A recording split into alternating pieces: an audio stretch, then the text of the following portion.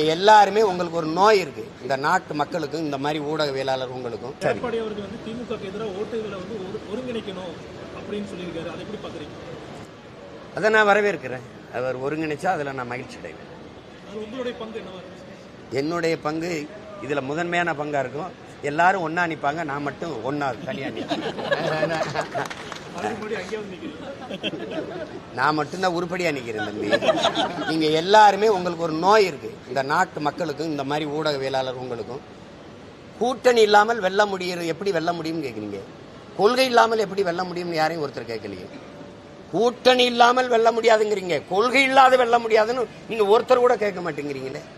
கொள்கை இல்லாமல் கூட்டணி இருந்தால் வென்றலாம். இந்த நிலையை நீங்கள் வரவேற்கிறீங்க. அப்போ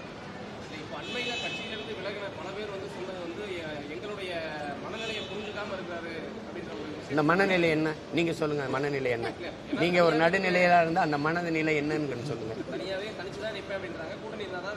அதுதான் இப்ப நீங்க போயிட்டீங்கல்ல, போய் கூட்டணியில வச்சு போங்க. கூட்டணி வைக்கிறவங்களோட போய் சேர்ந்து நீங்க சட்டமன்றம் பாராளுமன்றத்துக்கு போய் சாதிங்க. முழு சுதந்திரம் அந்த கட்சியில் இருக்கு தம்பி.